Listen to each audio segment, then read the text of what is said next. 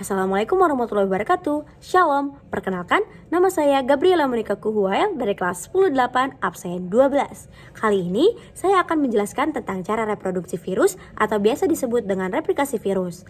Apa sih replikasi virus itu? Replikasi virus itu adalah proses penggandaan atau pembuatan komponen-komponen virus yang baru. Di dalam replikasi virus itu dibagi menjadi dua siklus. Yang pertama ada siklus sistogenik dan yang kedua ada siklus litik. Oke, yang pertama, siklus sistogenik hanya dapat dilakukan oleh sel inang yang memiliki ketahanan yang kuat. Oke, langkah pertama, proses pertama ada tahap pelekatan, di mana fage melekatkan dirinya pada sel inang, biasa disebut juga dengan absorpsi. Yang kedua, ada tahap penetrasi, di mana fage melepaskan profage ke dalam sel inang. Yang ketiga, ada tahap peleburan atau pencampuran antara kromosom dengan profage. Yang keempat, ada tahap pemecahan sel yang terjadi di sel inang.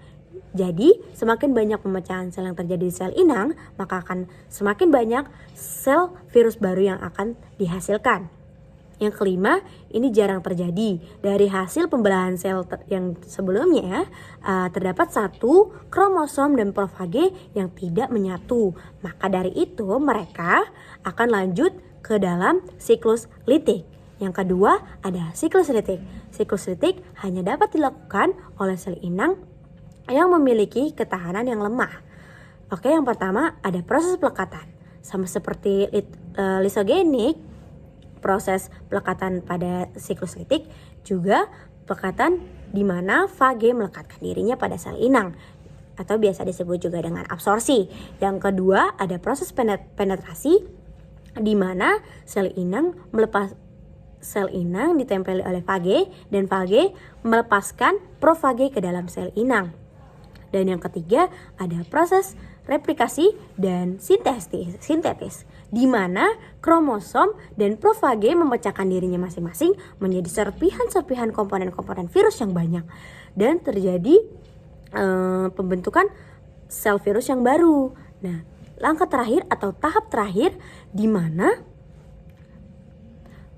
komponen-komponen virus yang baru ini terjadi pematangan pada komponen-komponen virus yang baru atau disebut juga dengan martuasi. Maaf ya, saya salah.